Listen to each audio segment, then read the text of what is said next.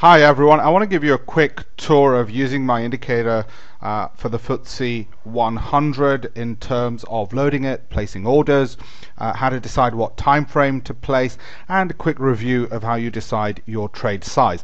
So let's just familiarize ourselves. I'm looking at the FTSE 100 here. Had I not been looking at it, and we can see up here that I know I am UK 100 M1, so I'm looking at the 1 minute chart.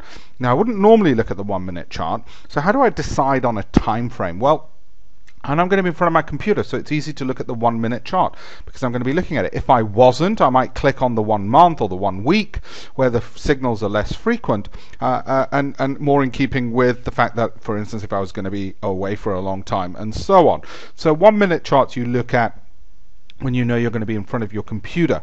And when I look at this, I also look to see if the last few signals have been rather good and timely, because sometimes indicators, they can show a lot of volatility and whipsaw. For instance, I don't normally like looking at the 1 minute. I don't normally like looking at, say, the 15 or 30 minute. My preferential time frames are the daily and the 4 hour. But I'm in front of the computer. I'm looking at 1 minute. It's giving me trade support. So let's go back to this now. One way I could just drag and drop UK 100 over. Was it not already there? Well, it is. So therefore it's easy. Bid ask. That's the difference between the sell price and the buy price. It's only a 1 pip difference. There. And how do we put those indicators on? Well, we would highlight confirmation arrows UK 100. We left click and we drag and drop. We drag and drop is how we do it. Let's say for some reason we need to delete the arrows from there.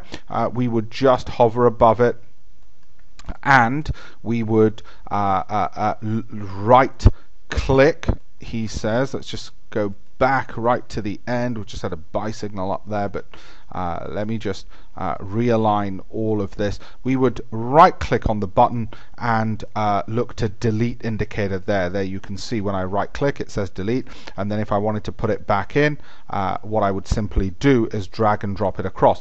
I want to always check that my connection is good by looking down there. So how do I then place a particular order? And how do I know how much to place in an order? Well, to place an order, I can either click on new order, I can double click on UK 100, or I can right click on UK 100 and then click new order. Let's say I just double click on there. Then obviously you can see the 1 point difference. You can see volume, how many contracts. We'll have to work that out in a second. So given that our last indication over here was for a short, you can see, and let's say we were right there, we would have sold, because that's what a short is, and we would have bought back when we had the exit signal around here at a lower price. In actual fact, how did that do? Well, we got in short at around the 64.55 mark, and we got out around the 64.30 mark. So we made about 25 points in the space of how long was that? About a couple of hours, 1.5 hours, 25 points. But how do we decide what volume to bet on this? Imagine on this, remember my stop loss rule. You should never lose more than 2% of your total trading capital. So if your total trading capital is £10,000, 2% of that is £200. You should never lose more than £200 if a trade goes wrong.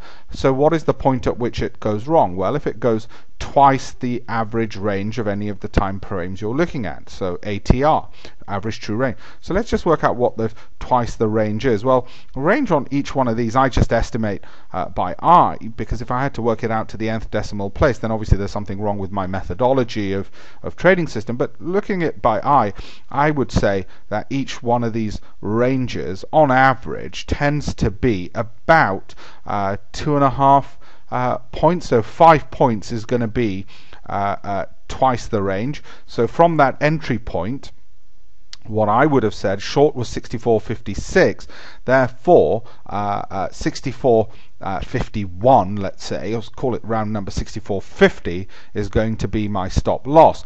So those let's say 5 points for now. Those 5 points would have to equal £200. Well, 200 divided by 5 means that each point must be 40 pounds, because £200 lost by 5-point moves means 40 points. So on a spread bet, that'd be £40 a point, or in terms of futures contracts where each pip or point is worth £10, it must be 4 contracts. So we would place an order and we would say 4 contracts is how many we would sell short at that point, and we would even put in, had we so wished, our stop loss accordingly as well at the right point.